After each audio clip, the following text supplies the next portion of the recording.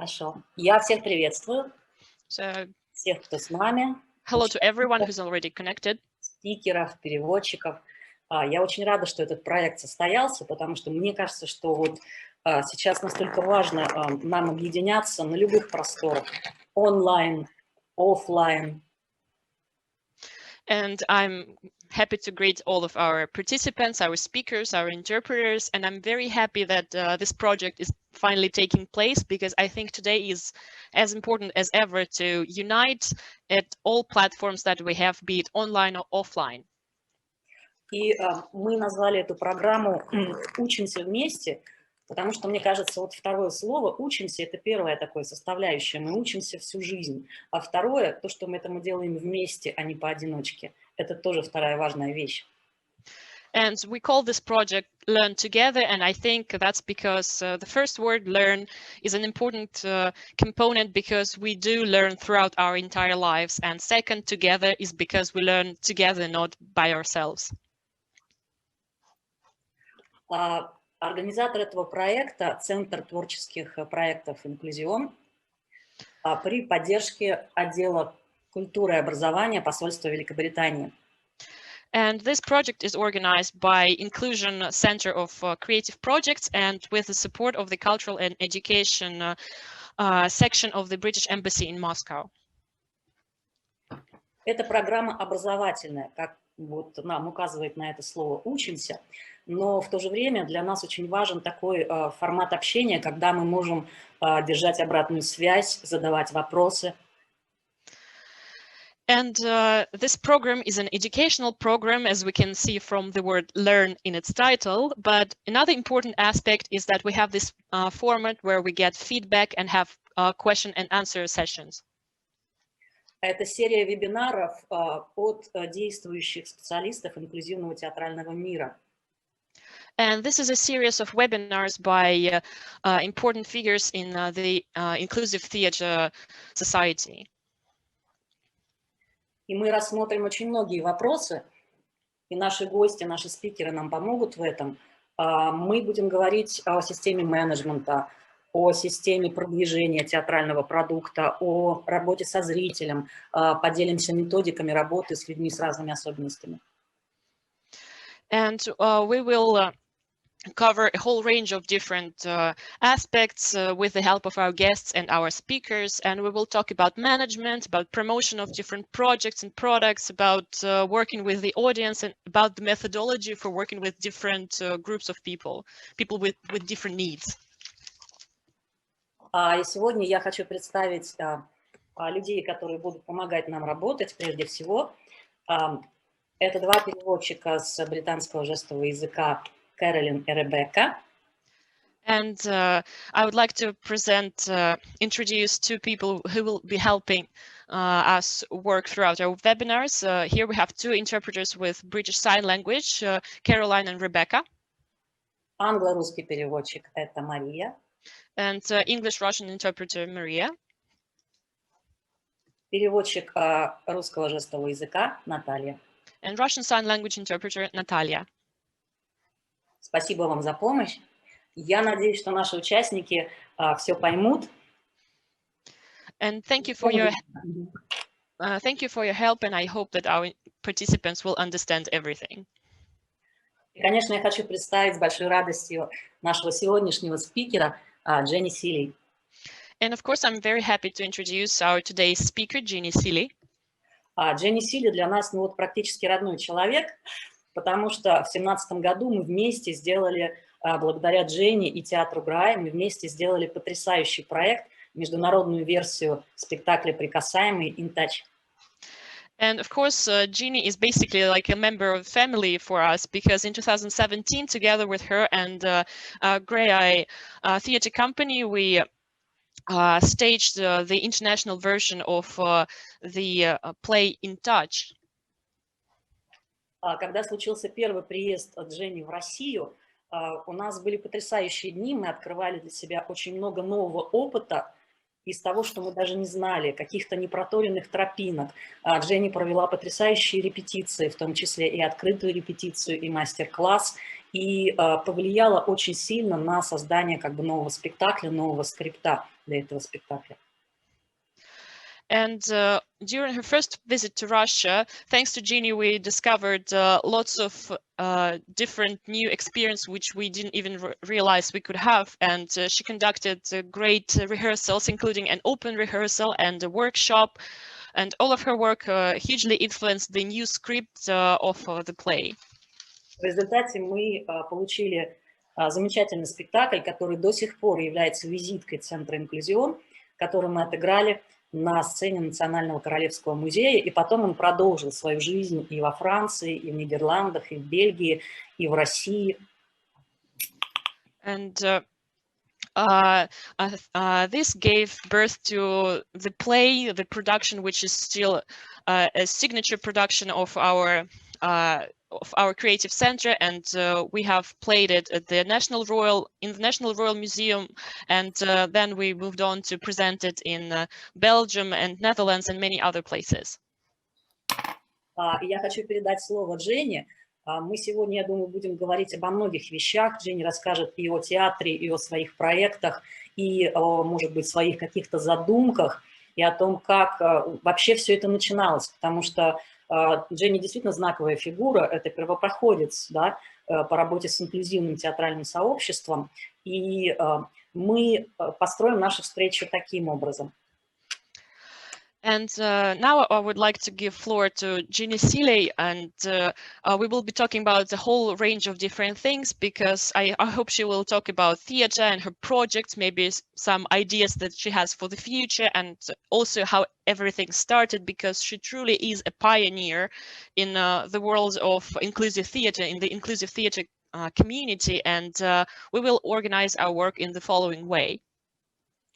Дженни расскажет об этом, обо всем, и у нас останется еще где-то примерно полчаса на вопросы и ответы. I just want to say how wonderful it is to be reconnected with my Russian colleagues, and hopefully this is the start of a new journey with you all. Я просто хочу сказать, как же здорово снова связаться с моими российскими коллегами. Я надеюсь, что это будет началом какого-то нового пути. That word learning is so important to all of us, and you realise that however old you are, I am 57, you never stop learning. И вот это слово «учиться», оно так важно для всех, каждого из нас, потому что неважно, сколько вам лет. Мне вот, например, 57, мы всегда продолжаем учиться. And you realise learning is your own responsibility, but everyone needs equal opportunities of how to learn. И хотя обучение – это, конечно, ответственность каждого отдельного человека, но важно, чтобы у всех были равные возможности учиться. I became deaf when I was 7 years old. My best friend pushed me and I banged my head. Boom. Deaf. И я лишилась слуха в 7 лет. Младший друг толкнул меня, я ударилась головой и потеряла слух.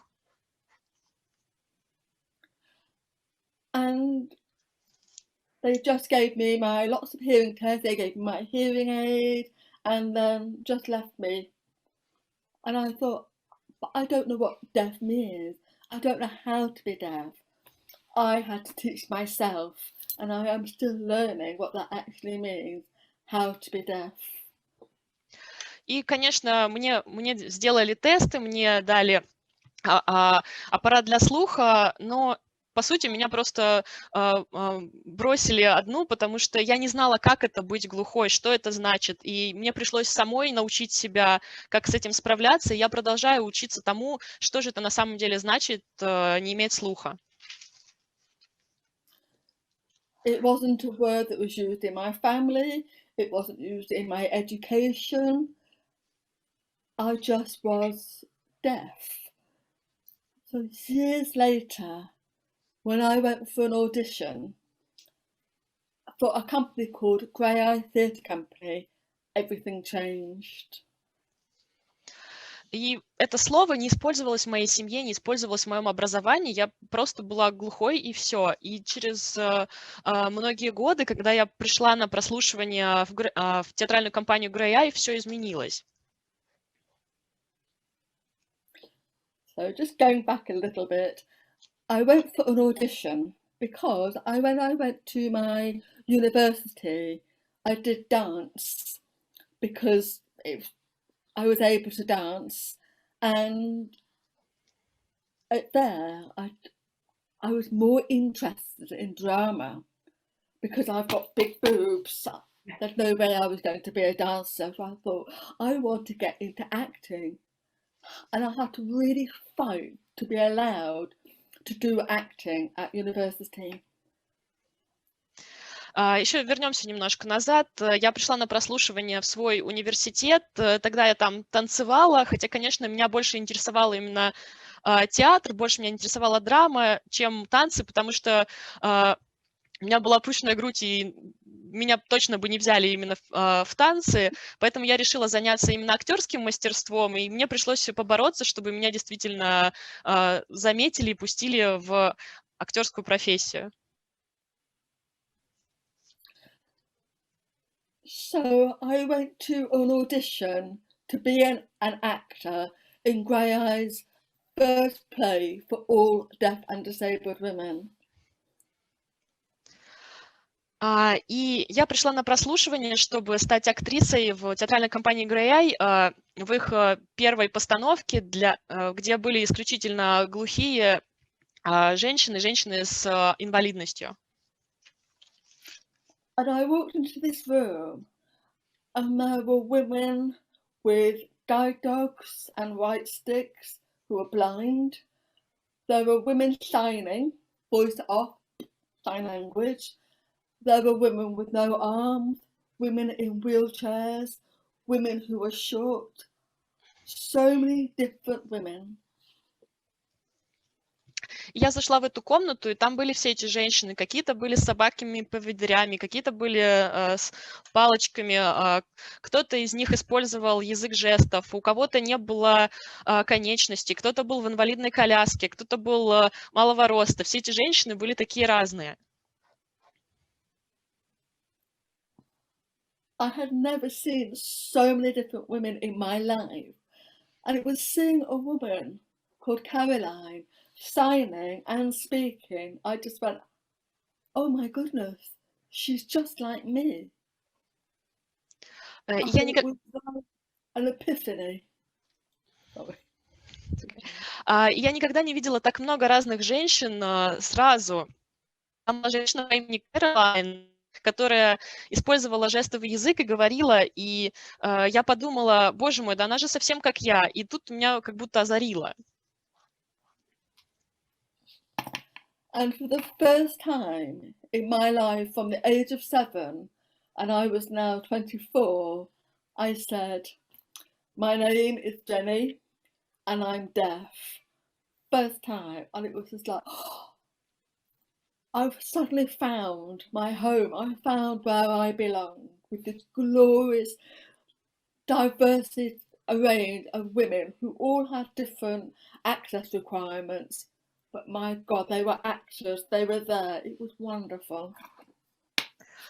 И впервые в своей жизни с возраста 7 лет, а мне тогда было 24, я сказала, меня зовут Джинни, я глухая, и я вдруг почувствовала, что я нашла свой дом, место, где я действительно подхожу, место, которому я могу принадлежать, с которым у меня есть связь, и здесь были все эти разные женщины с самыми разными нуждами, и все они были актрисы.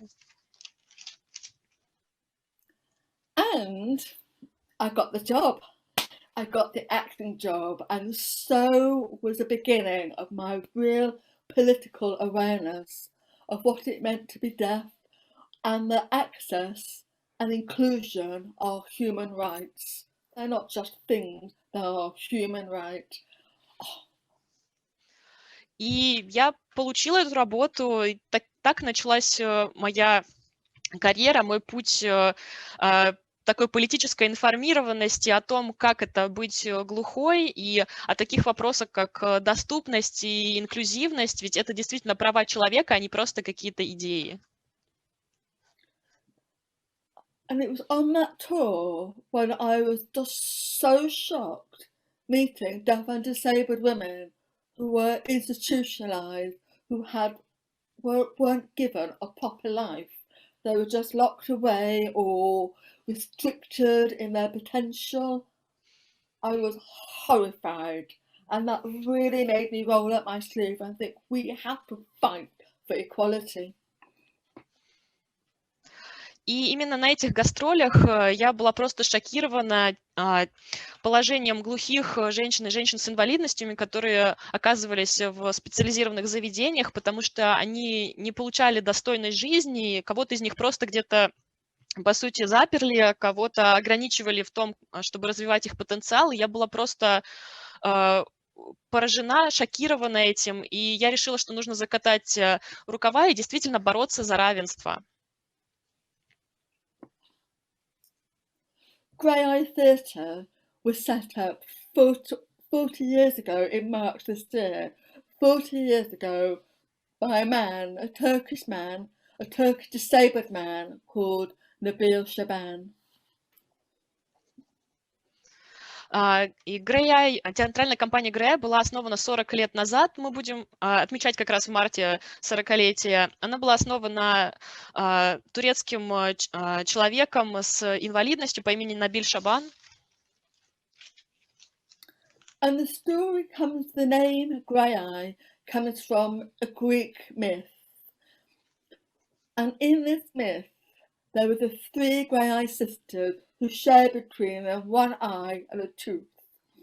And then Perseus came and stole them because he wanted to know how to kill the Medusa.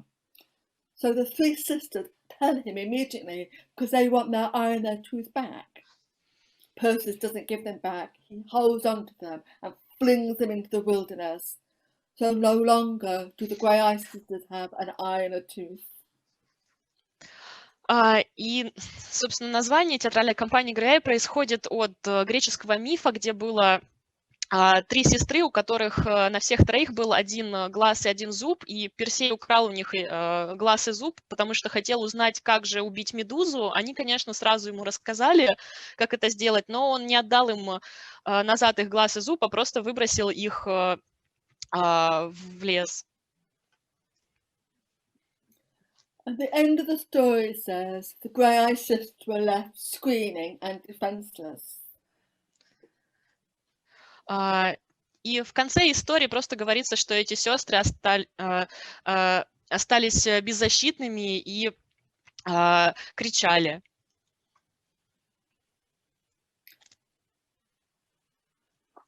We now, as a company, we are screaming, but we are not defenseless. We are just screaming for that need for real equality in the theatre, in television, in film, in the radio. We want equality of opportunity.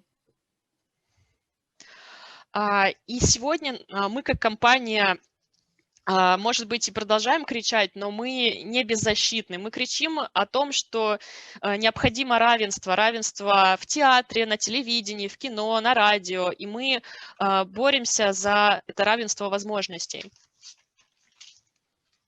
And what we do the same as the Graeae sisters, we share what we have. So if someone is a sign language user, we provide interpreters. If someone is blind, we provide a note taker and a guide. If someone is a wheelchair user, we provide a ramp. We just provide the access to allow our actors to be the best they can be. И в нашей театральной компании Graeae мы делимся тем, что у нас есть. Если человек использует язык жестов, то мы предоставляем переводчика. Если человек незрячий, то мы предоставляем того, кто будет записывать, и того, кто будет его сопровождать. Предоставляем ему гида. Если человек в инвалидном кресле, то мы построим пандус. Таким образом, мы делаем все, наши процессы были доступными, и чтобы наши актеры имели доступ и возможности.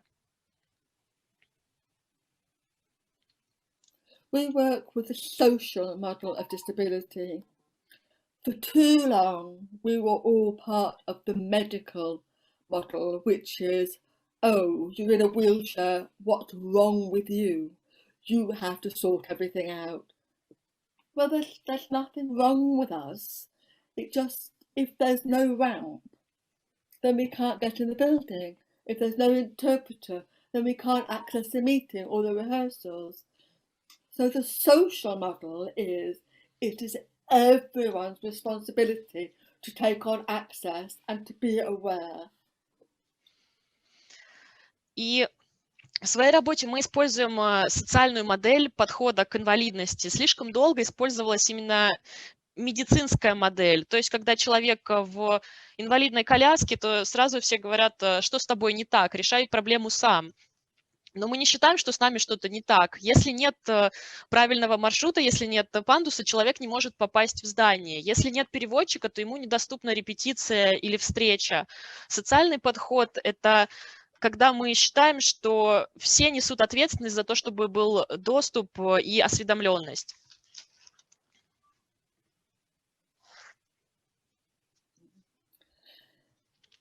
Now, in the UK, many theatre buildings are now accessible, physically accessible, but the biggest barrier we have is attitude.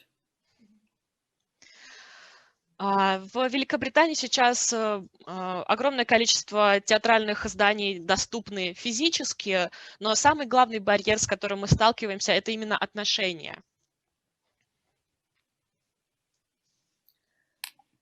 And that attitude of ignoring, marginalising, pushing away is in education, it's in theatre, it's in the social world in which we deaf and disabled people live. И это отношение проявляется в игнорировании, маргинализации, отдалении. И мы видим это и в образовании, в театре, в социальном мире, в котором живут люди с инвалидностью. In the Graeae book, which unfortunately is not translated yet into Russian, but it's our book, Graeae, A Work in Progress, and in the back is a play called Sorry, which outlines some of those attitudinal attitudes. И в нашей книге компании Graeae, которая еще, к сожалению, не переведена на русский, это то, над чем мы работаем, есть раздел, который называется «Извинения», и там описываются примеры подобного отношения, о котором я говорила. I'm going to read out a few examples. И я зачитаю несколько примеров. You could come to drama school when you're cured. Можете прийти в театральную школу, когда вы лечитесь.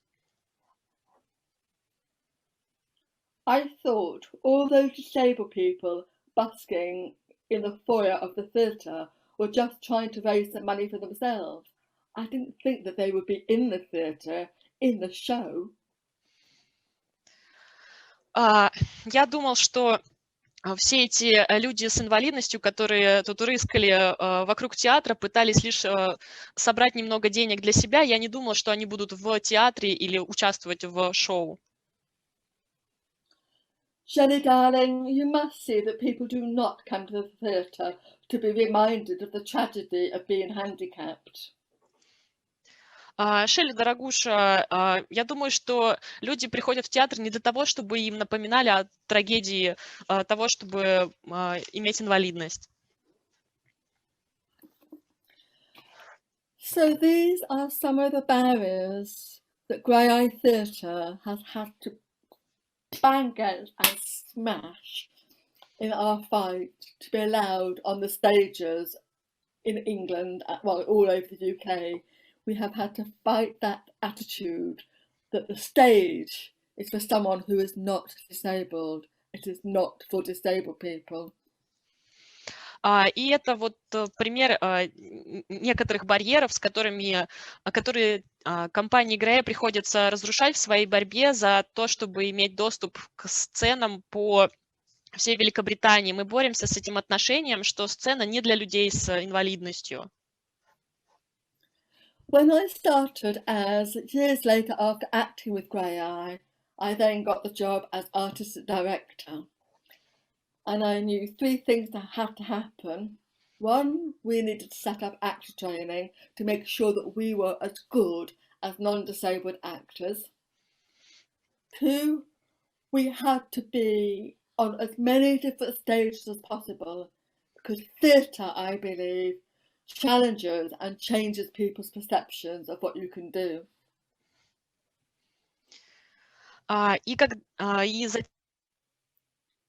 Через много лет после того, как я играла в театре Graeae, я получила должность художественного руководителя. Я считала, что должно произойти 3 вещи. Во-первых, нам нужно было работать над качеством нашего продукта, над качеством постановок, потому что мы должны были быть так же хороши, как и актеры без инвалидности. Во-вторых, я считала, что нам необходимо выступать на максимально большом количестве сцен, потому что я верю, что театр бросает вызов тому, как мы видим мир, и тому, что мы считаем возможным. And so we started both things. We set up our own drama training, which Jodie will talk about more tomorrow. And I decided I wanted to do a real range of plays. But how we do our plays is different. Our plays are entirely, for the most part, cast with deaf and disabled actors. And we use their skill. I'll just go back a bit, sorry. So our plays are fully cast with deaf and disabled people. That's the #1 important thing. И мы создали свою программу подготовки актеров. Мы поговорим об этом завтра. И мне казалось очень важным ставить самые разные спектакли. Но наши спектакли уникальны, они отличаются от других, потому что состоит из глухих актеров и актеров с инвалидностью, и мы там используем их навыки. So we go to theatres where the backstage is accessible, where the auditorium is accessible for audiences. And we do a play, whether it's Shakespeare or it's new writing.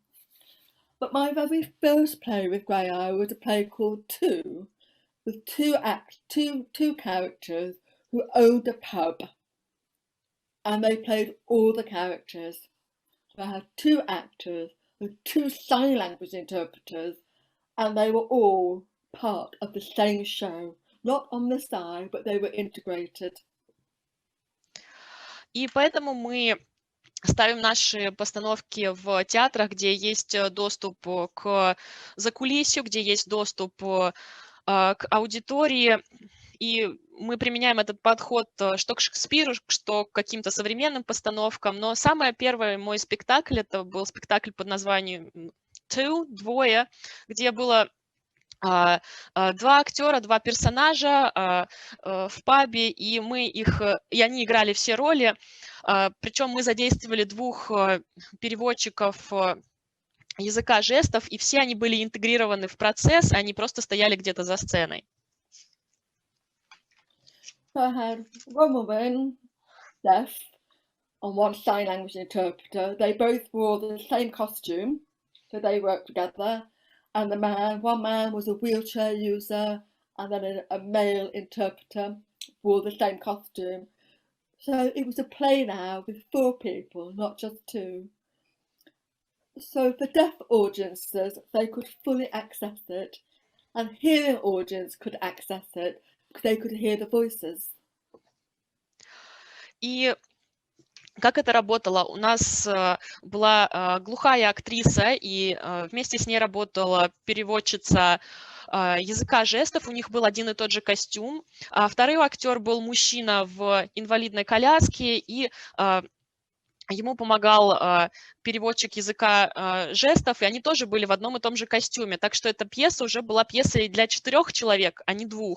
И спектакль был таким образом доступен как глухой аудитории, потому что был язык жестов, и также аудитории слышащей, потому что они слышали голоса. But not all deaf people use sign language, and the voice was not enough for blind people. I needed to find a way of having captions for deaf people who want to read what's being said, and I had to find a clever theatrical way of ensuring that blind people could be fully embedded within the story. I get the story, so I had to find a way of making the audio description better. So I was on a learning journey. Но не все глухие люди используют язык жестов, и голоса недостаточно для незрячих. Поэтому мне действительно нужно было найти способ, чтобы предоставлять еще и какие-то субтитры для слабослышащих, для неслышащих, и найти какой-то хитрый театральный способ, чтобы и незрячая часть аудитории тоже была вовлечена в историю. Так что я искала какие-то способы вписать туда аудиодескрипцию, и мне самой в процессе приходилось учиться. So there are 3 plays which changed my life and changed how Graeae works. И было 3 пьесы, которые изменили мою жизнь и изменили то, как работает театральная компания Graeae. One was a commission. We commissioned a visually impaired writer called Kate O'Reilly to write a play called Peeling. Для первой мы наняли драматурга Кейт О'Райли, слабовидящую.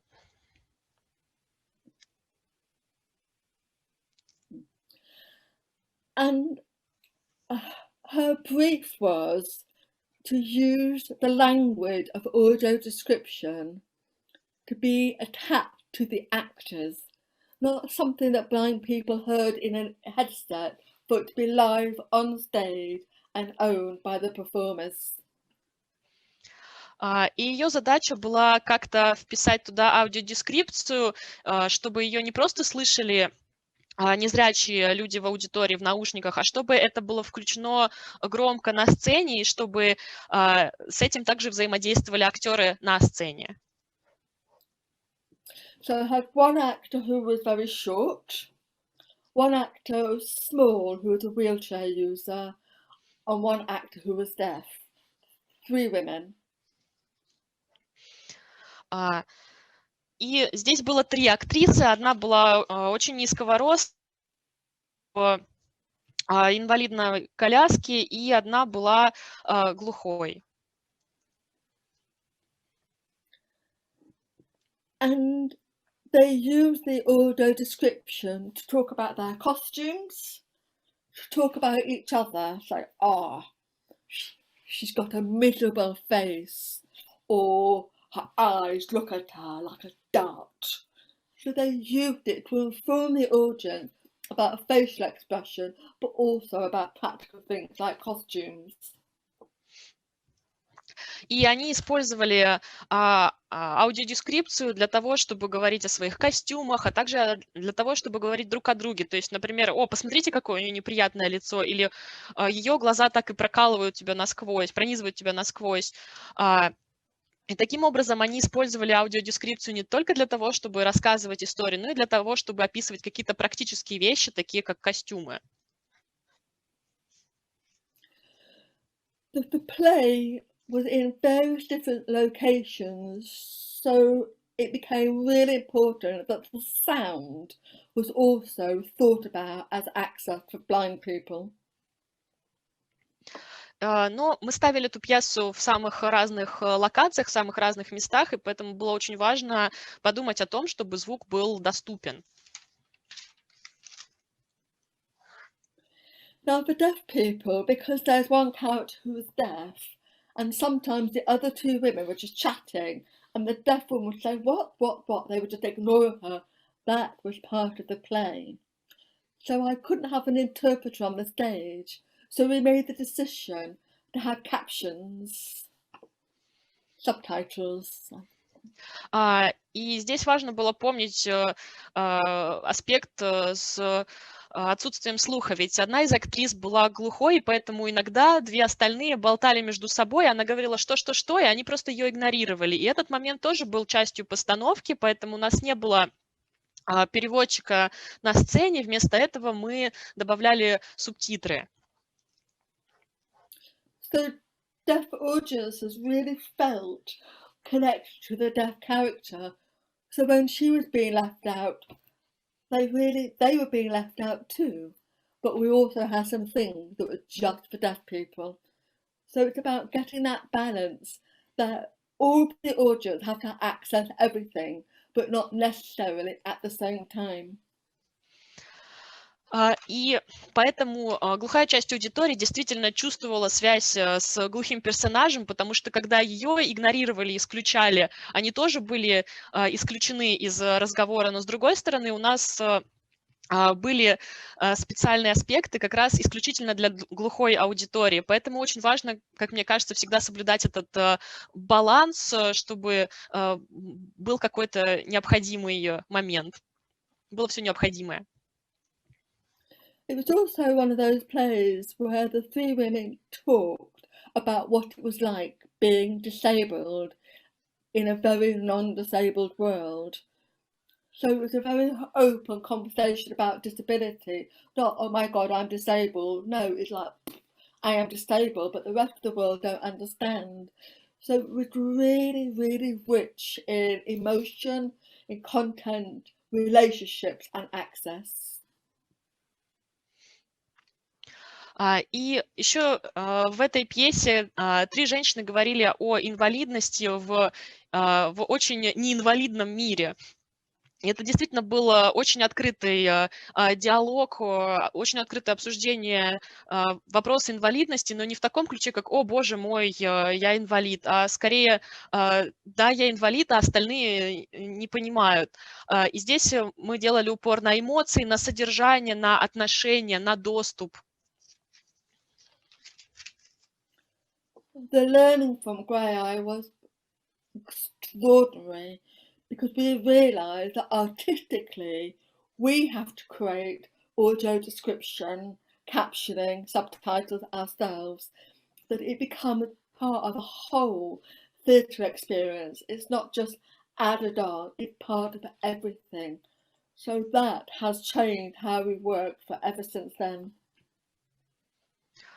И в этом плане в театре Graeae мы действительно очень многое почерпнули, многому научились, потому что мы поняли, что с художественной точки зрения нам нужно создавать аудиодескрипцию, аудиоописание и субтитры самим, и делать это так, чтобы оно становилось частью цельного театрального опыта, чтобы это было частью всего процесса, и это действительно изменило то, как мы работаем во всех последующих постановках. I think the next big play that really also changed our lives and, put Graeae on the map as a skilled theatre as a mainstream world was a play called Blasted by Sarah Kane. И следующая пьеса, которая действительно изменила нашу жизнь и сделала театр Graeae известным в мире именно профессионалов, это пьеса Blasted Сары Кейн.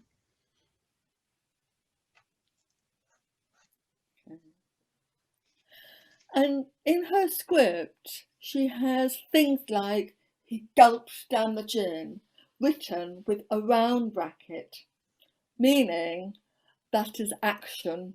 Not spoken action, but action. И там был такой момент, где написано, что она выпивает джин залпом, и это ставилось в круглые скобки, и это означало, что это не просто действие, о котором говорят, а именно действие, которое производится. But I was working with my literature manager, Alex, who is blind, and she said, Jenny, this works as voiced staged audio description. Why can't the actor, the character say he gulps down the gin? Why not? Я работала в этот момент со своим менеджером Алексом, и он слепой. И мы говорили о том, что это работает как момент аудиодескрипции. Нельзя, например, сделать, чтобы какой-то актер говорил, а она выпивает джин залпом. And so it began the most extraordinary exploration of this play. And so the actors with the round brackets, they would say their lines, like Kate shook her head, Kate laughed, Kate sucked her thumb. So that was all the audio description. But the big stage directions, we shared them amongst the actors, just thinking in which scene, who was the protagonist, who was the lead character in each scene, and they owned most of the stage directions. И поэтому мы начали этот действительно поразительный процесс исследования этой пьесы, вот этого момента с круглыми скобками, и поэтому мы делились всеми указаниями по расположению по сцене с нашими актерами, всеми указаниями для режиссеров, и таким образом вместе с ними пытались определить, кто в какой сцене главный герой, и действительно все актеры в итоге прочувствовали, по-новому восприняли все эти режиссерские указания. So it meant that the play became non-naturalistic, which is actually what the writer intended, but no other director had ever done it abstractly. They'd always tried to do it naturalistically. И в итоге эта пьеса стала ненатуралистичной, что, собственно, и было задумкой автора, но до этого ни один режиссер не ставил ее абстрактно, а скорее, наоборот, пытались сделать ее натуралистичной. And so some of the scenes where there is absolute horrendous brutality, the actor actually remains very still and just narrates the stage directions of what it is he is doing. And it meant that people just had to watch and listen to the words he had to say. So it became very, very, very powerful and just a very different way of doing this play. И в итоге даже в сценах, где творилась ужасная жестокость, актер оставался очень неподвижным и просто рассказывал, что делает. И таким образом аудитории, зрителям приходилось просто смотреть и слушать то, что он говорит. И это действительно было мощным способом поставить эту пьесу. For deaf people, the whole play was pre-recorded sign language with deaf actors. So the hearing actors on stage had to make sure that physically and vocally they matched the sign language on the screen. Hard work for the actors. И для глухой части аудитории мы специально предзаписали заранее эту пьесу на языке жестов с участием глухих актеров, поэтому актерам, у которых есть слух и которые были на сцене, приходилось стараться делать так, чтобы физически и с точки зрения голоса они совпадали с тем, что показывалось на экране. Очень сложная у них была задача. And I remember saying to one of the actors, Gerard, you need to be more in time with the signing. And he said, Jenny, please remember that I am visually impaired. I can't actually see the screen very well. I was like, oh God, of course, yes. Oh dear. So it meant that his co-worker, who was called Jenny, had a series of just taps or squeezes to know that he was on track with the sign language, so they were matching on stage. So a very sophisticated cueing system of touch. И я помню, что в какой-то момент одному из актеров я сказала: Джерард, тебе нужно быть более синхронизированным с языком жестов. И он сказал, что, ну, имея в виду, что я слабовидящий, поэтому я не могу следить за тем, что происходит на экране. И я сказала: о боже, действительно. И я помню, что его коллеге по имени Дженни приходилось тогда специальным образом дотрагиваться до него или как-то немножко пощипывать, чтобы он понимал, что он синхронизирован с тем, что показывается на экране. Так что у нас была действительно очень сложная система таких вот тактильных подсказок. So I suppose it's fair to say, you know, the experimentation of how you create sign language or subtitles, audio description into any play, if that's at the start of your artistic thinking, then anything can happen, and it becomes theatrically richer in that exploration. И мне кажется, что можно с уверенностью сказать, что если ваш опыт, если ваши эксперименты в том, как вы походите, отталкиваются от идеи языка жестов, субтитров, аудиодескрипции, то в вашем поиске вы можете прийти к чему угодно, если в основе вашего театрального мышления. И в этом поиске вы можете открыть очень многое. You will have noticed that I haven't said anything yet about access for deafblind people. И вы, наверное, заметили, что я еще ничего не говорила о доступности для слепоглухих. This is where I need to continue my learning with you. With the whole In Touch experience was so profound. And we've done some small bits, but I really need to reconnect in terms of my learning. И это момент, где мне предстоит еще продолжить мое обучение в сотрудничестве с вами. И в этом плане работа над проектом «Прикасаемый» действительно была очень глубоким опытом, но мне еще предстоит многому научиться и заново соединиться с этим процессом. What we have done is I'm just still talking just about blind people and not deafblind at the moment. For blind and visually impaired people, all of our marketing is accessible. We create an accessible e-flyer, which has a sound, it has voices of the script, voices of everything that's the fabric of the play, and also the sound. So it's the same as a visual flyer, but it's all translated into sound to make it a richer experience for a blind person getting that information.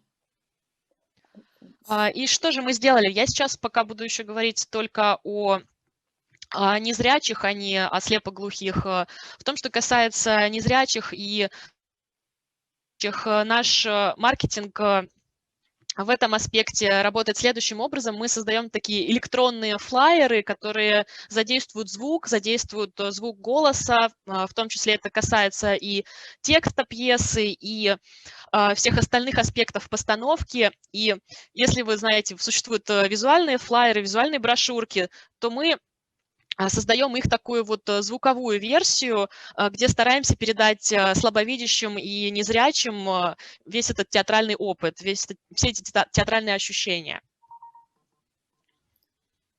And we create a BSL flyer, so for deaf people, when we're selling the show, they click onto a video, a deaf person signing all the information about the play.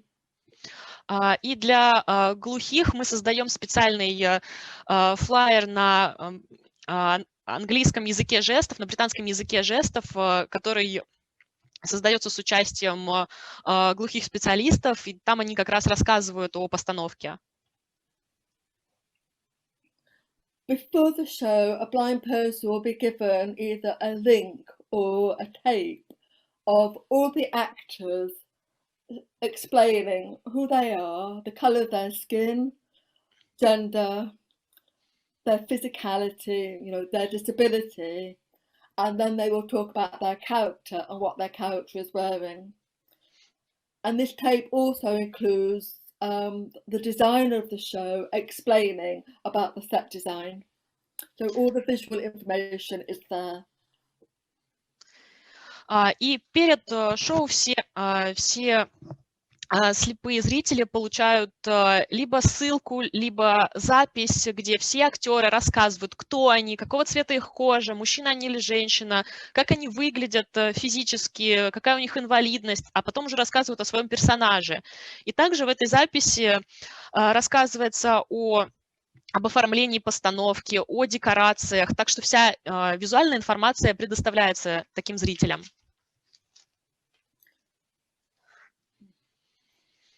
And we also create a small model box, so blind or visually impaired people, a model box of the set design, so people can physically touch it and get a sense of all the different components of the set.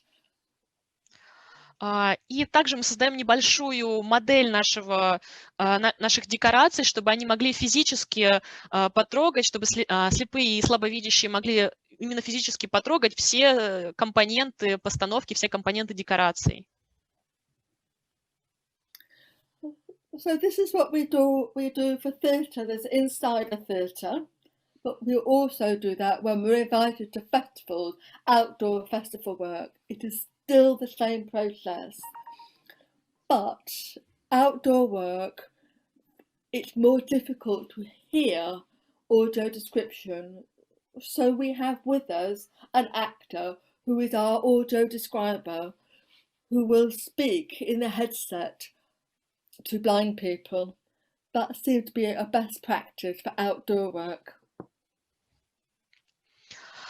И мы так подходим ко всем это вот то, что мы делаем в наших постановках внутри театра, но мы также делаем это и на фестивалях, которые проходят на открытом воздухе. Процесс остается таким же. Единственное, что на открытом воздухе гораздо сложнее ситуация с аудиодескрипцией, и в таких случаях мы назначаем специального актера, который эту аудиодескрипцию делает специально в канал, который через наушники слушают аудитория. Нам кажется, что это наилучшая практика в таком моменте. Captioning is more difficult for outdoor work, mainly because of the light, because of the equipment. So there is a fantastic organisation called Talking Birds. So you can have the script on your phone. So you can read the script while the actors are talking. Or, of course, we always have everything interpreted anyway, outdoors or indoors.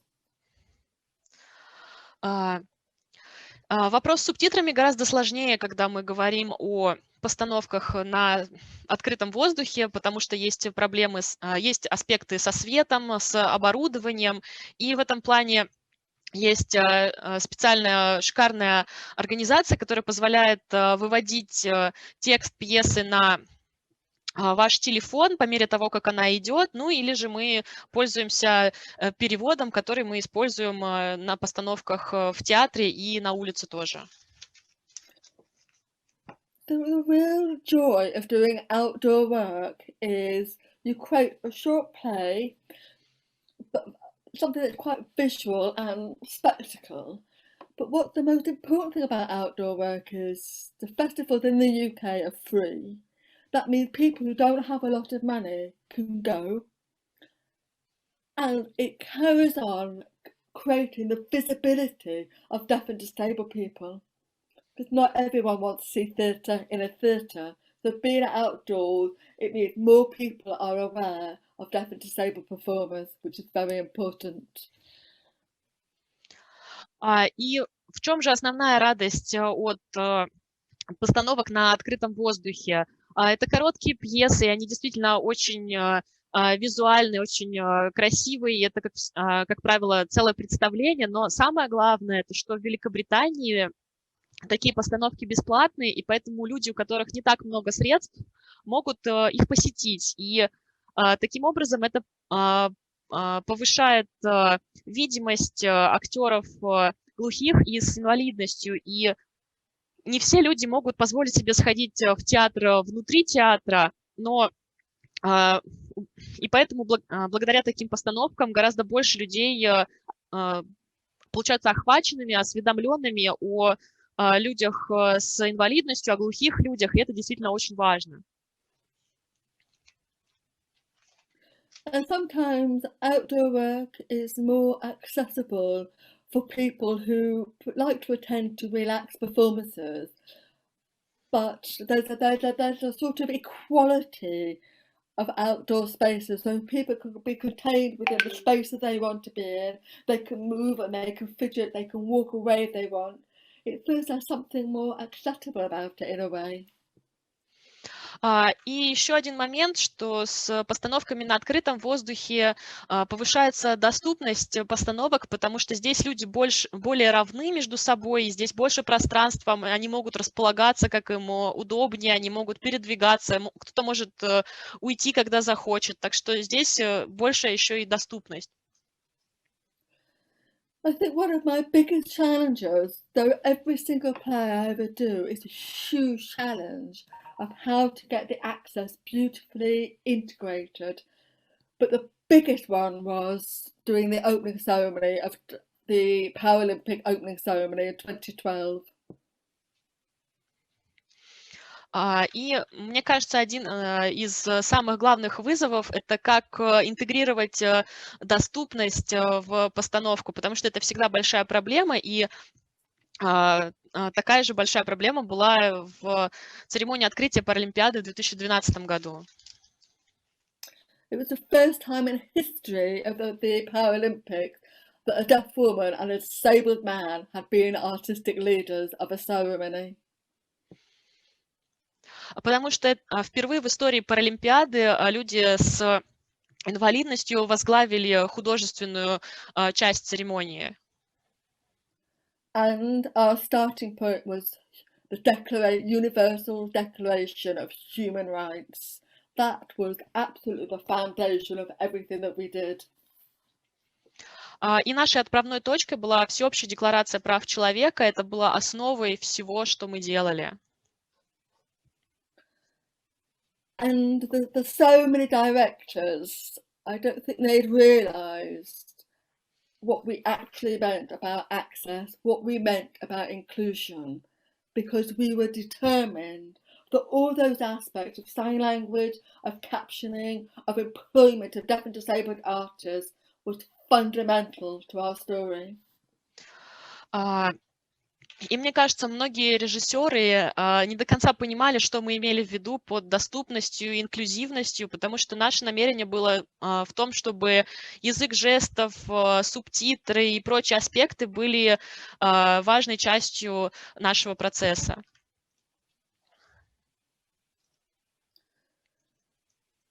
And so the biggest battle, as I said earlier in this talk, the biggest battle with everyone we were working with was changing their attitude and looking about what was possible. And so later, when the show became nearer and nearer, I saw a man with a big rope walking into the field of play with some tape. I thought, oh, what are you doing? He said, I'm just marking the points for the blind performers so they know where they are. And I thought, yes, you've got it. You've got it. И мне кажется, основной баталией, основной проблемой нашей во всей нашей работе было со всеми, с кем мы работали, было изменить их отношения и заново посмотреть, что можно сделать. И позже, по мере того, как приближалось шоу, я увидела, что ходит по сету человек с лентой и что-то там делает. Я спросила его, что ты делаешь? Он сказал, я отмечаю места, на которых будут стоять слепые актеры, чтобы они знали, где они находятся. Я сказала, ну да, ты все правильно сделал, все правильно понял. And when the costume makers realised that they had to have the skirt slightly shorter so it would get trapped in someone's wheelchair, or they realised that someone had a walking stick, needed to make sure that the dress or the trousers were not as flared, that they were narrower, not to get in the way. All those elements of detail that come from when you have a conversation with someone about what they need. И, например, костюмеры стали понимать, что стоит делать юбки короче, если актер, например, в инвалидном кресле, чтобы юбка вдруг не попала, не зацепилась за ее элементы, или же, например, если человек с тростью, то, возможно, опять стоит делать юбку или штаны не такими развивающимися, чтобы, опять же, это не мешало. Все эти маленькие детали осознаются и появляются, когда вы разговариваете с людьми о том, что им нужно. So we were always learning, and we're now in 2021. So 8 years ago, it was incredible doing that ceremony, but you can't just stop it. Oh, brilliant, I've done a big, massive ceremony. Oh no, I have to keep learning. And we have a responsibility to ensure that deaf and disabled people are still on as many different platforms as possible. Because I always think if we're not visible, people will forget who we are. И мы постоянно учились. Сегодня на дворе уже 2021 год, и 8 лет назад это действительно была невероятная церемония, но нельзя сказать, что вот мы провели большую церемонию и все. Мы должны продолжать учиться, потому что я считаю, что глухие люди, люди с инвалидностью должны быть представлены на максимальном количестве самых разных платформ, потому что мне кажется, что если ты не имеешь какой-то видимости, то очень быстро забывают, кто ты. And because of the work with In Touch in Moscow, it meant we were able to really challenge the National Theatre of England around the accessibility of deaf-blind people and challenge Graeae. So that has started to really form part of our learning. I don't think the National Theatre knew what. They were like, oh, they suddenly had to think about many, many different things.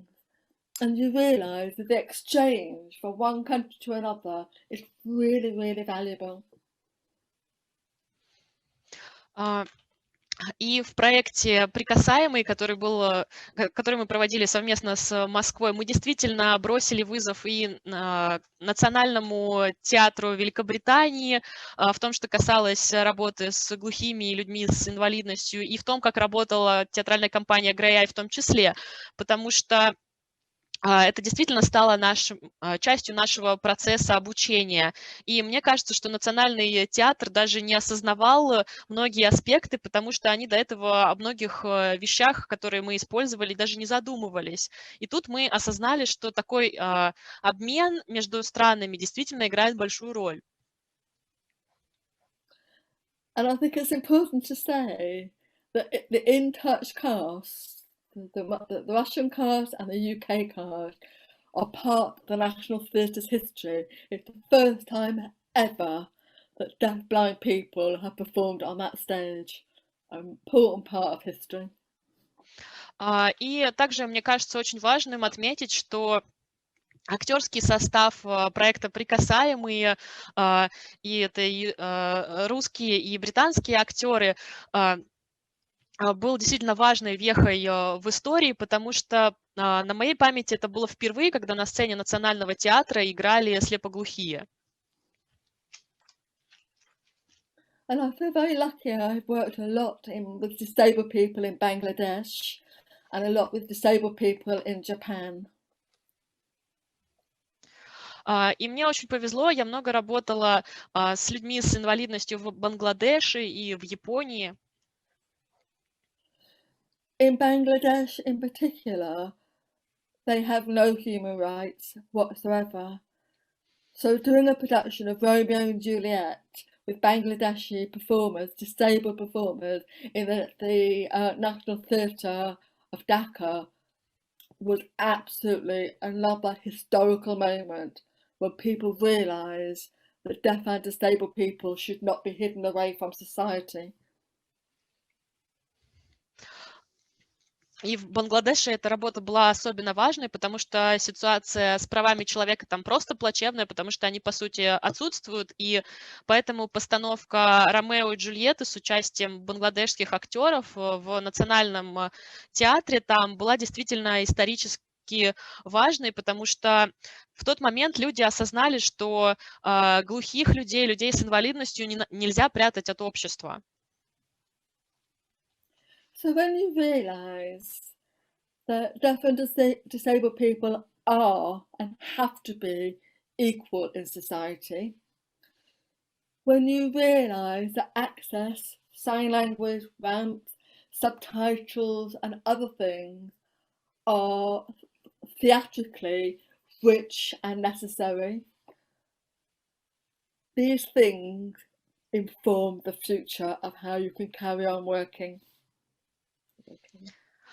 И мне кажется, когда ты осознаешь, что глухие люди, люди с инвалидностью действительно являются равными в обществе и должны быть равными со всеми остальными людьми в обществе, когда ты понимаешь, что язык жестов, субтитры и другие аспекты богаты с театральной точки зрения, и что они необходимы в театре, то из этого ты черпаешь информацию для своей будущей работы. When you get together a group of deaf, disabled and non-disabled artists with sign language interpreters, guides with Braille, and you just start talking about the stories you want to tell and how you want to tell them, everything is possible. How people see the world.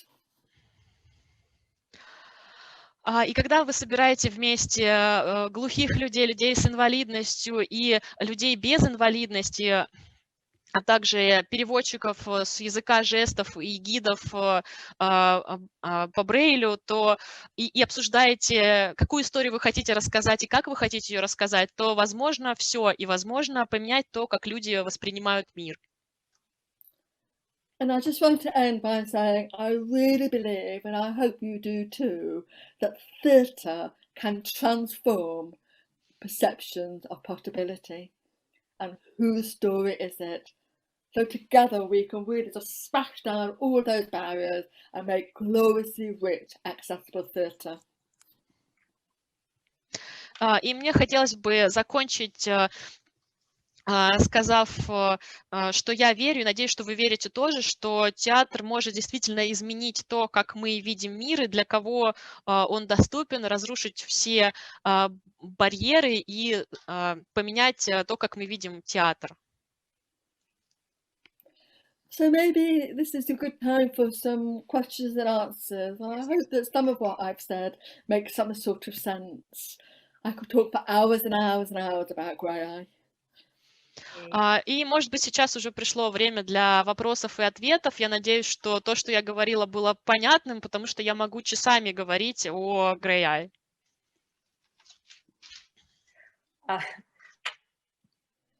Женя, спасибо огромное. Я еще раз прям окунулась в те наши года, когда вы так много рассказывали, так много проводили тренингов, изобретали буквально вот сходу какие-то упражнения. Я прям их все записывала. Они до сих пор у меня подробненько записаны. Вот. И я думаю, что это прям очень интересно было нашим слушателям. У нас есть несколько вопросов, и можем мы подключить звук Антону Ульянову. Он попросил не писать вопрос, а задать его голосом, потому что ему сложно писать.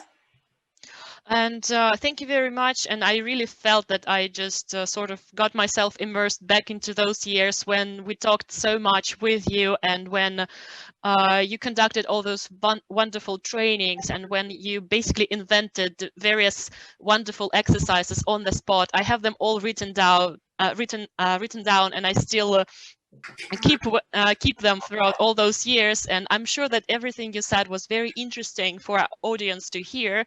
And as far as questions are concerned, we have several questions, and I hope we can give audio access to Anton Ulyanov, who asked to voice his question vocally because it's very difficult for him to write.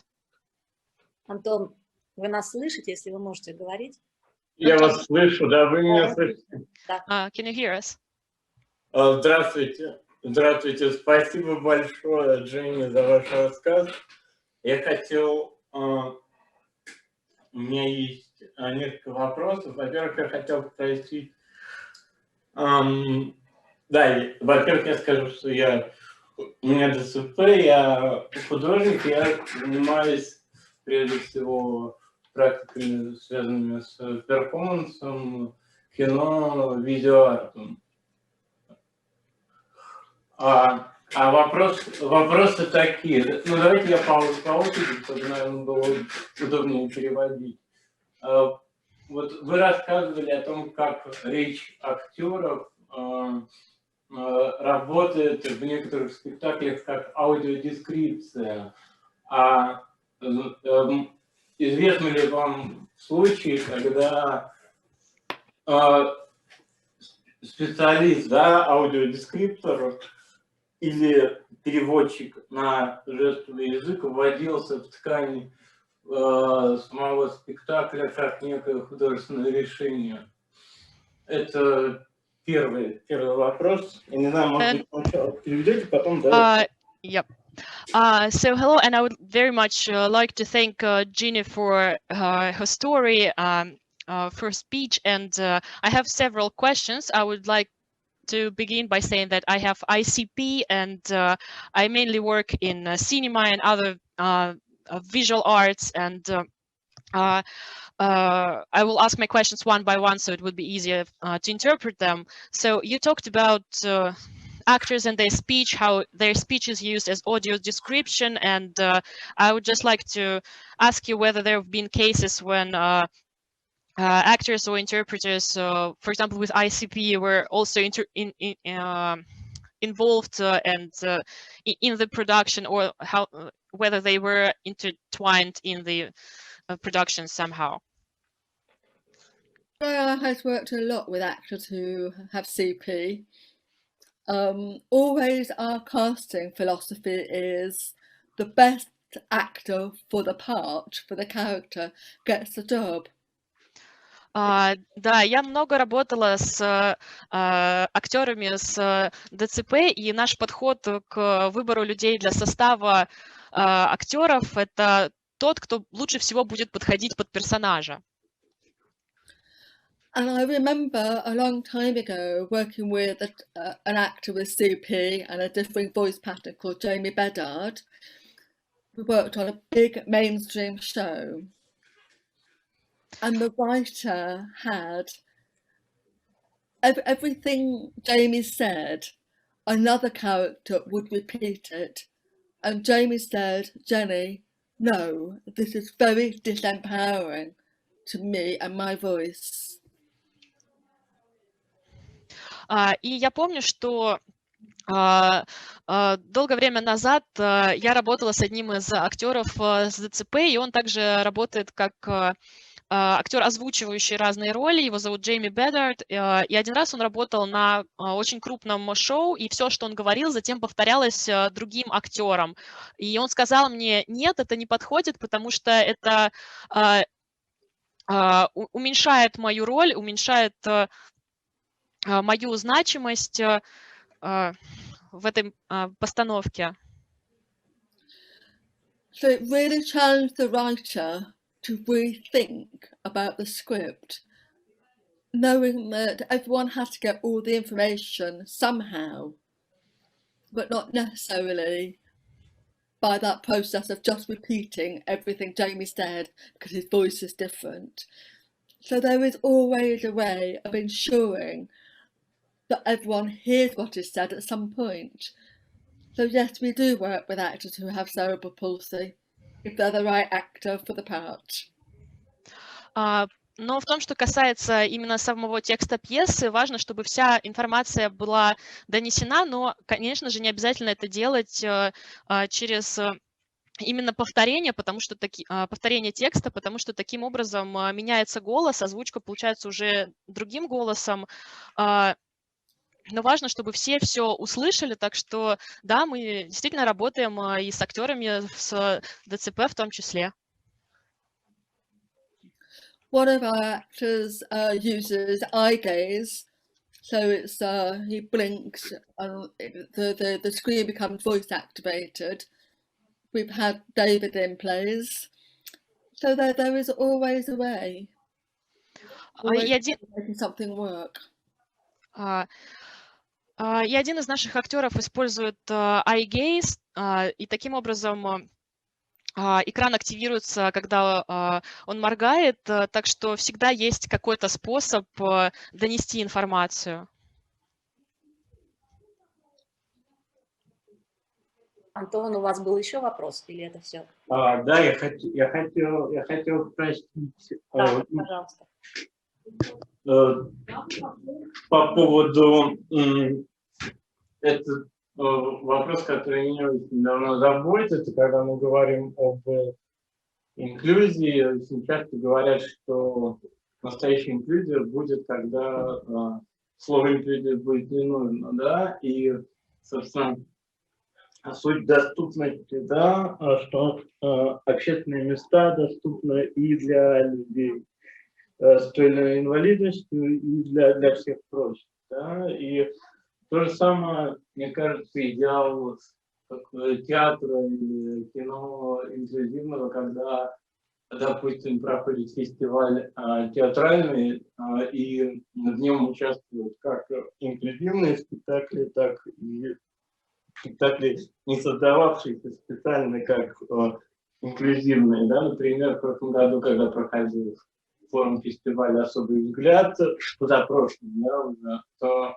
допустим, там был спектакль «Магазин», который был сыгран драматическими актрисами на основе опыта женщин с мигрантским опытом. И, соответственно, и он выглядел, да, и рядом с ним инклюзивные спектакли выглядели совершенно на равных, да, то есть это и то воспринималось как искусство. Вот скажите, в вашем опыте наблюдаете ли участие, да, спектаклей инклюзивных в общих каких-то фестивалях, да, то есть когда не выделяется это в какую-то отдельную нишу, а просто идет на равных, да, и то искусство, да, вне зависимости от того опыта, который представлен.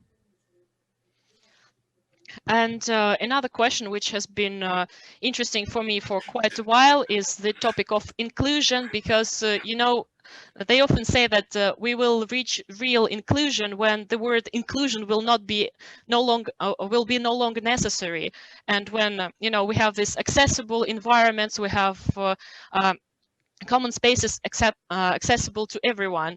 The same can be said about theater or cinema. For example, we had this theater festival not long ago.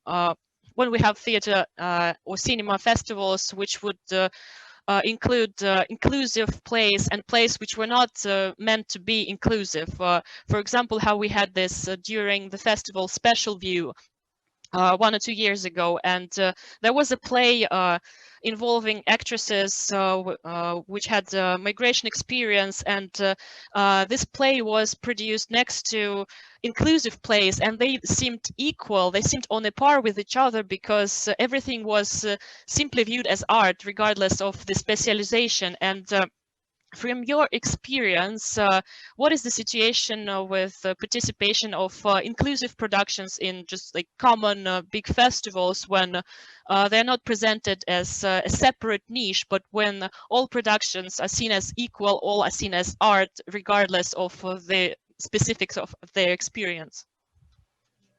I mean, I think you're right. Everything should naturally be inclusive. You know, it's about how we work together to end ableism, if that makes sense. And you know, in a way, I am probably the only artistic director in the world that wants to close its own theatre company down, because really there should be no need for Graeae. All theatres should employ deaf and disabled artists all the time.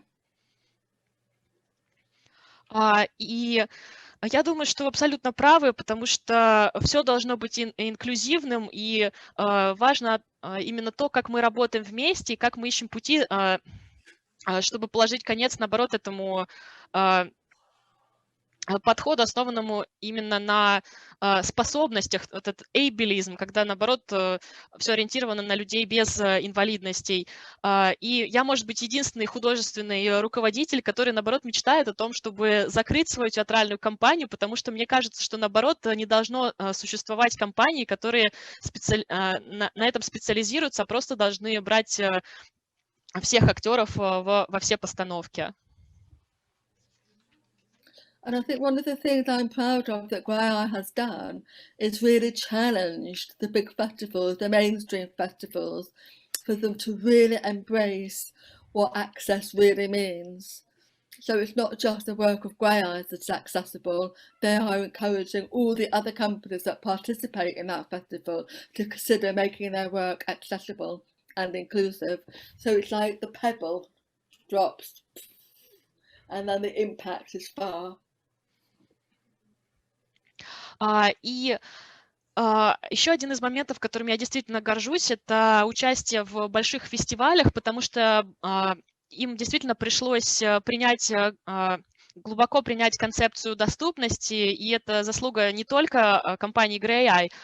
И действительно этим фестивалям пришлось признать эту концепцию, и они теперь призывают и другие театральные компании делать их постановки инклюзивными и доступными. И мне кажется, что как раз это очень важное достижение. But because we are in this COVID pandemic, one of the things that we have done in the UK, I set up a group called We Shall Not Be Removed, and we've created the 7 principles of engagement that the whole of the mainstream theatre world need to embrace to make sure that we are not forgotten when we go back into the theatres coming out of lockdown. И в свете пандемии COVID-19 одно из достижений, которых удалось добиться в Великобритании, это то, что я создала группу под названием We Shall Not Be Removed, нас не должны убрать, где мы создали 7 принципов, которыми стоит руководствоваться всему театральному миру в принципе, которые они должны признать, чтобы, когда мы вернемся в театры, нас не забыли.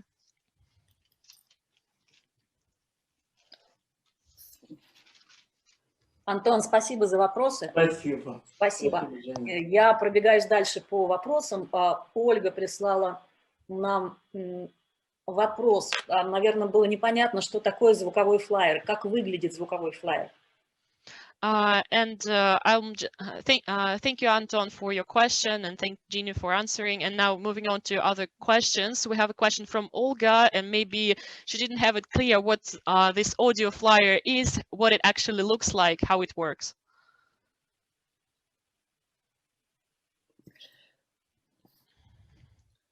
So it's, I suppose in a way, an audio flyer is a sound link, which has the information about the production, where it's on at and at what time.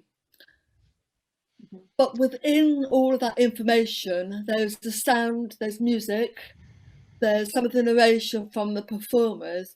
So it's like a soundscape of the theatre of what it is you're going to see.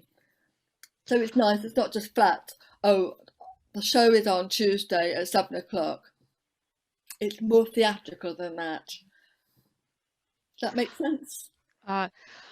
Как работает аудиофлайер, аудиоброшюра? По сути, это ссылка на звуковой файл, где предоставляется информация о постановке, о ее времени, о месте, и в том числе туда входят и какие-то звуковые эффекты, музыкальное сопровождение, часть рассказа, часть голосов актеров. Таким образом, это как бы звуковая обстановка того, что вы будете чувствовать в театре. И это не просто информационная запись, где говорится, например, о, постановка в 7 часов вечера во вторник. Нет, это более театрализованный музыкальный файл. Я надеюсь, что так понятно. Спасибо. И еще один вопрос от Ольги, я сразу озвучу. Вы рассказывали про постановку по пьесе Сары Кейн, да? Что за пьеса? Не запомнилось. And another question from Olga, you talked about a play by Sarah Kane and just didn't catch the name of the play. It's Blasted. Blasted. Incredible play. Это действительно невероятное. Спасибо. Вопрос от Веры. Добрый день, спасибо огромное. Меня зовут Вера, я тифлокомментатор, аудиодескриптор. Расскажите, пожалуйста, есть ли у вас штатный аудиодескриптор? Наверное, Вера имеет в виду, что он постоянно работает с вами, с вашей группой. Имеет ли он специальное образование? Или кто-то составляет текст, а читает актер? Как вы находите финансирование на организацию аудиодескрипции на ваших спектаклях? И еще сразу вопрос. Считаете ли вы этичным ситуацию, когда аудиодескриптор описывает внешность актера? Или лучше все-таки актерам самим это делать? And we have a question from Vera, and she says, good evening, and I work as a audio descriptor, audio describer, and the question is, do you have any in-house audio describers who work with you all the time? Do they have any special training or special education, and how does it work? Does someone create the text separately and the text is read out by an actor, or is it organized in a different way? And how do you raise funds for audio descriptions? And another question, do you think it is ethical when an audio description specialist describes an actor's appearance, their physicality, their looks, or is it better when the actor does it themselves? Brilliant questions. I'll ask the second one first. I think it's really, really important that the actor chooses the words that they use to describe themselves. That's why I always ask my performers to quote the words that they use and to record the performers. About their physicality. Я отвечу на второй вопрос сначала. Я считаю, что очень важно, чтобы именно актеры выбирали слова, которыми их описывают, и поэтому я прошу именно моих артистов описывать себя и записываю то, как они описывают свою внешность, свою физическую сторону. The first question, it depends on the play. We don't have a full-time audio describer, but every play we think, how is your audio description going to work? And sometimes it's an actor that does it and we work with them to write the script, or all the actors do it live on stage, like in Blasted. It really does depend. Что касается первого вопроса, все очень зависит от самой пьесы, потому что у нас нет постоянного аудиодескриптора, который бы с нами работал на полную ставку. Все очень зависит от пьесы. По ходу пьесы мы думаем, как это будет работать лучше всего. Иногда мы просим какого-то одного актера и специально пишем скрипт, специально пишем текст, который озвучивается. Иногда мы просим всех актеров вживую делать такие описания, как, например, мы делаем с пьесой Blasted. If we're having audio description which is through headsets in the theatre, and if it's a play with all black men and women, we will make sure that we have a person of colour doing the audio description, and they will work with us, not separately. We create the script together. So the actors know when the audio description is happening, so they don't... So it's about always working together. It's not a separate add-on thing. It's fundamental from the start, if that makes sense. И если мы работаем с аудиодескрипцией через наушники, если это, например, пьеса, где все актеры мужчины и женщины чернокожие, то мы сделаем так, чтобы аудиодескрипция делалась человеком с таким же цветом кожи. Мы цитируем текст все вместе, и очень важно, чтобы актеры знали, когда будет происходить аудиодескрипция, в какой момент, поэтому мы всегда над этим процессом работаем все вместе, это не задача какого-то отдельного человека. Очень важно также отметить, что мы над этим работаем все вместе с самого начала. There is an organisation in the UK called Vocalize, who offer very good training, and Graeae has raised money to set up audio description training so that we have a really diverse pool of audio describer actors that we can work with. И есть также специальная организация, она называется Vocalize. Мы работаем тем, чтобы предоставлять специальную подготовку нашим актерам, чтобы они максимально хорошо в компании Graeae могли эту аудиодескрипцию осуществлять. But my favourite way is always when, if the script is right, that the actors speak the audio description live, because therefore it becomes really, really part of everything, and hearing people hear the audio description of what they are seeing, and it helps them to look harder at what's on the stage in front of them. So it works for everybody.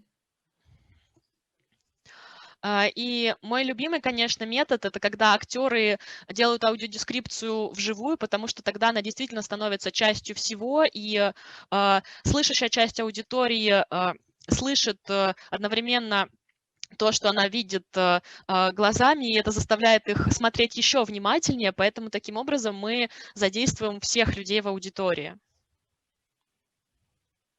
Спасибо. У нас еще есть ряд вопросов, но заканчивается время, Дженни. Если вы не устали, мы немножечко еще попытаемся ответить на вопросы. Как вам? And we have a few more questions, but the time is running out, so if Jenny is not tired yet, we will continue with questions. Чуть-чуть. Just a little bit. Хорошо. Вопрос. Взаимодействуете ли вы с инклюзивными музеями? Какие были и какие есть проекты? And another question is, do you cooperate with inclusive museums, and what projects did you have in the past, and do you have any projects now or planned? We don't have any real projects with the museums, but we are starting a project with the building next door to Graeae headquarters, which is the Museum of Home. So it becomes about people's personal stories, home-based stories. So that's our only real connection with museums at the moment. У нас нет каких-то действительно сейчас проектов с музеями, но мы сейчас начинаем работу над проектом с организацией в соседнем здании с нашей штаб-квартирой, а именно это музей дома, и проект будет посвящен личным историям людей, связанным с их домами, так что это, наверное, наша единственная какая-то связь с музеями. Спасибо. But within the We Shall Not Be Removed group, there are many people who work in museums, and I think, you know, one of the most extraordinary examples of accessible art gallery was the rehearsal space in Moscow, looking at all the different ways of and talking about all the different ways of access. So I think so many people are doing really interesting things across the world around how to make museums and art galleries more accessible. Но в том, что касается работы группы We Shall Not Be Removed, нас не уберут. Многие из ее участников работают в музеях, и здесь стоит затронуть вопрос доступности различных художественных галерей. Например, можно вспомнить места для репетиций в Москве, пространство для репетиций в Москве, потому что там охвачены самые разные аспекты доступности, и действительно так много людей делают так много всего интересного, что действительно можно развивать дальше тему доступности музеев и художественных галерей. Спасибо. Еще вопрос. Меня слышно? У меня что-то с интернетом. Кто-нибудь скажите, меня слышно? Да, хорошо, спасибо.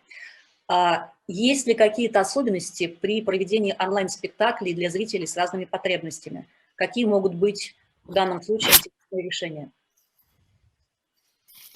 And are there any specifics, any peculiarities when you organize online productions as far as people with different needs are concerned?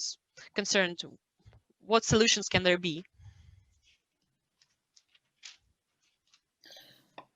When we've done a lot of online work this year, well, last year, suddenly we're all locked down. So, you know, of course, all of my team want to continue to be creative.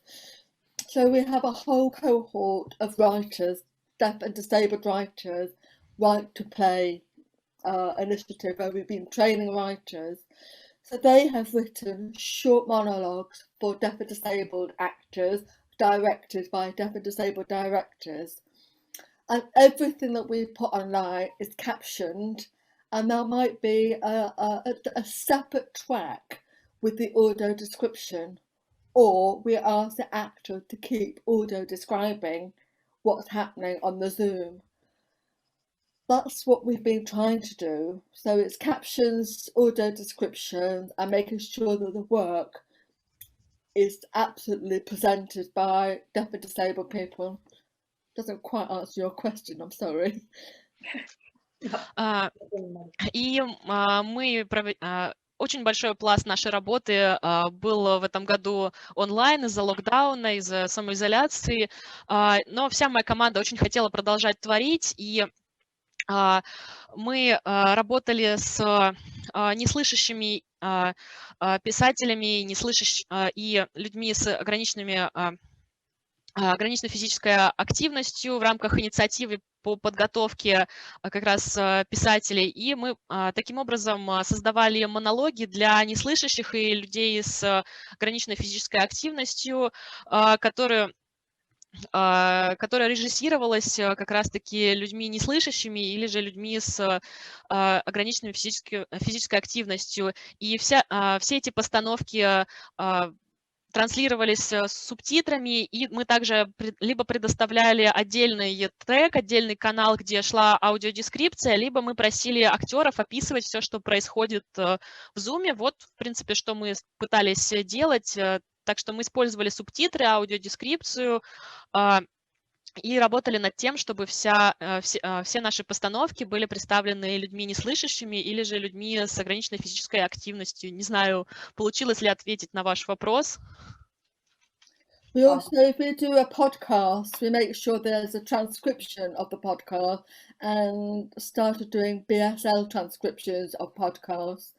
And we are also doing a podcast where it's just two deaf people signing with subtitles and voiceover. So we've got a real mixture of things online. And also we do a lot of radio.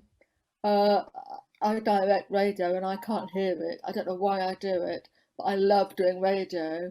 But we make sure that there's a transcript, and I'm just doing the animation of the last radio show that we did. So we have it in cartoon form for deaf people. И также у нас есть подкаст, и мы всегда следим, чтобы к нему был транскрипт. Сейчас мы также стали предоставлять транскрипт на британском языке жестов. Плюс у нас также есть подкаст, где просто на языке жестов разговаривают между собой двое неслышащих человек, плюс там предоставляются субтитры, и есть звуковая дорожка, есть озвучка.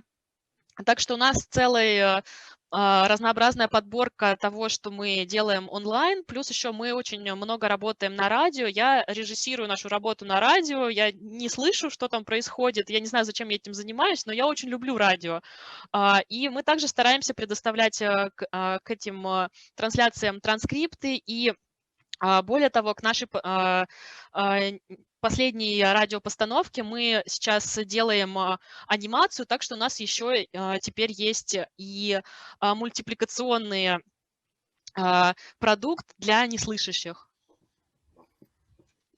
Спасибо.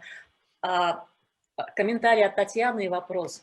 Добрый день, абсолютно согласна, что не должно быть отдельных инклюзивных театров. Дженни, а много ли в Великобритании спектаклей в обычных театрах, в которых играют актеры с инвалидностью. Thank you very much, and commentary from Tatiana, and also a question. She says that I fully agree with you that there should not be any specifically inclusive theaters. And my question is, are there many theaters in the UK that use actors with disabilities in their ordinary productions? One of the things I'm very proud of is setting up a consortium called Ramps on the Moon, which is 6 major repertory mainstream theatres. And every year they do a big play with more than half the cast deaf and disabled actors, and it goes to all of those theatres. And now many more other theatres are employing deaf and disabled people. So there's a real movement of the big mainstream world working with us. Еще один проект, одна инициатива, которой я горжусь, это Ramps on the Moon, то есть пандусы на Луне, которая задействовала изначально 6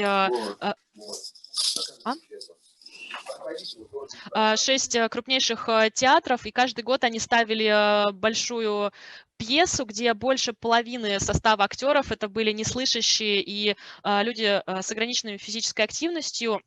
И сейчас все больше театров таких актеров берут свою труппу, и мы очень гордимся тем, что смогли задействовать мейнстримовую, основную театральную среду. I mean, when I first started my job at Graeae, my real battle was with the drama school saying, you have got to train deaf and disabled people. And they were saying, but there's not enough jobs out there. And now I say to them, there are lots of jobs for deaf and disabled people because the mainstream world want to work with us. So you drama schools need to start training us. So it's good. Когда я только начинала свою работу в театральной компании Graeae, моя основная проблема, баталия, скажем так, с школами театральными, со школами актерского мастерства была в том, что они не хотели обучать неслышащих людей, людей с ограниченными физической активностью, потому что говорили, что для них потом не найдется работы, не так много рабочих мест для них, а сегодня я могу говорить им, что нет, рабочих мест как раз-таки для них много, потому что театральный мейнстрим как раз-таки, наоборот, вовлекается в эти инициативы, и театральные школы начинают готовить актеров неслышащих и с ограниченной физической активностью, и это действительно здорово. Спасибо. Еще вопрос. Привлекаете ли вы детей с теми или иными нарушениями в свои проекты? Работаете ли с такими школами, колледжами, вузами? And thank you. And another question, do you involve children with various disabilities in your productions, and do you work with such schools, colleges, universities, etc.? We work with young people. We have a young company, and Jodie, who's doing a presentation on Thursday, will talk more about that. But yes, we work with little ones, teenagers, universities, colleges. We work everywhere. We are a very, very, very busy company. And also we train actors because the drama schools are getting better, but they're not working fast enough for me. So it's like, okay, well, we'll set up our own training. Да,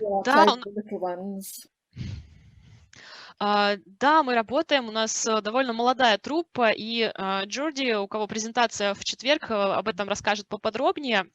А так мы работаем и с малышами, и с подростками, и с студентами колледжей, университетов. Мы действительно очень активная компания. Мы в том числе и занимаемся подготовкой актеров, потому что театральные школы, конечно, начинают уже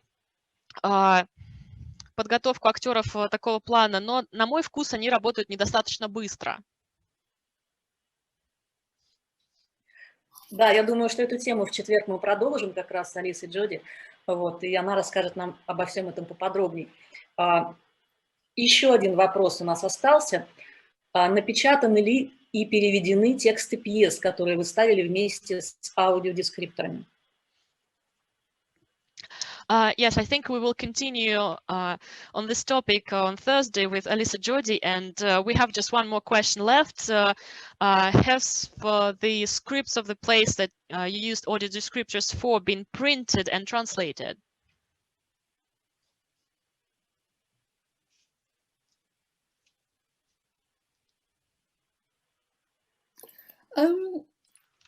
That's a nice question. In the book, see if I can show you. We've got some examples of the audio description written into the text.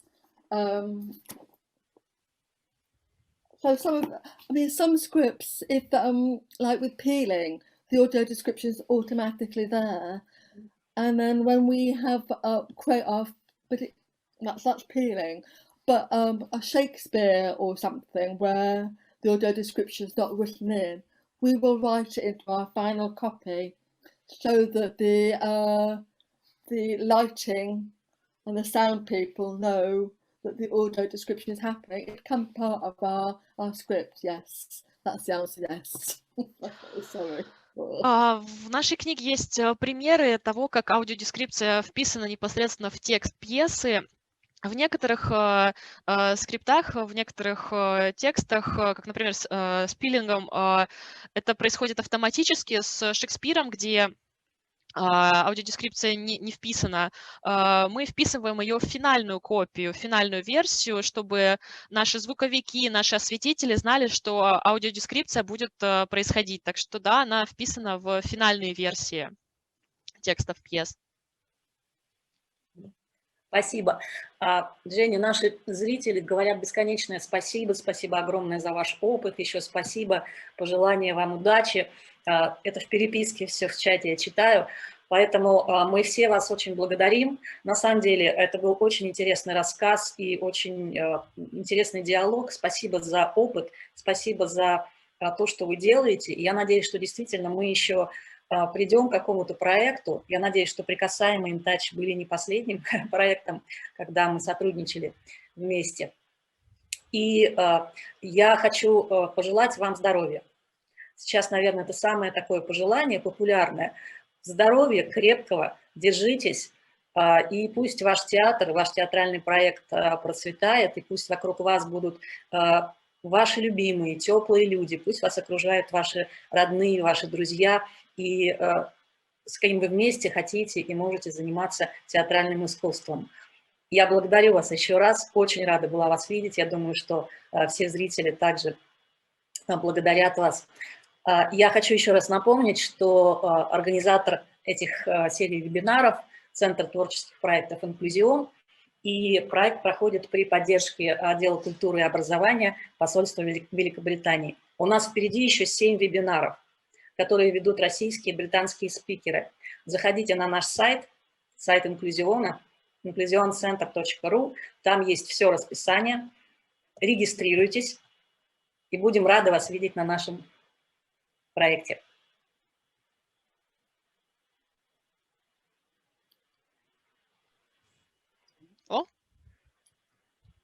Finally. Спасибо еще раз огромное. Я хочу еще раз поблагодарить наших переводчиков, наших помощников, Кэролин, Ребекку, Наталью и Марию. Спасибо вам огромное. Без вас сегодня ничего бы не состоялось.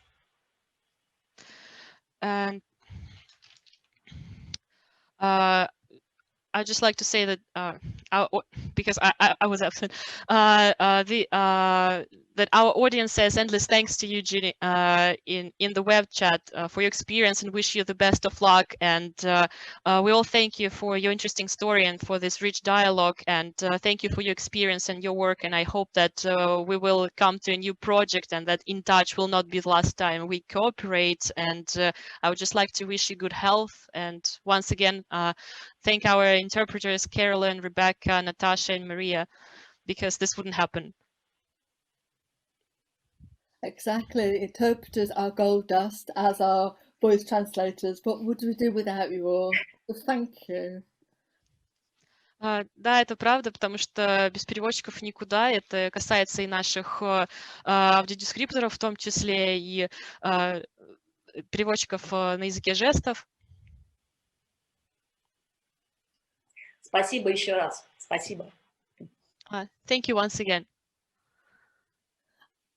Please make sure you get access to my email, which is just jenny@graeae.org. And I really hope that this is the beginning of a new adventure with all of you. И я надеюсь, что у вас будет доступ к моему имейлу jenny@graeae.org. Я надеюсь, что все это даст начало какому-то новому приключению для всех нас. Спасибо. Thank you. Thank you. Thank you so much, all of you. Take great care. Спасибо. Большое вам всем спасибо, берегите себя.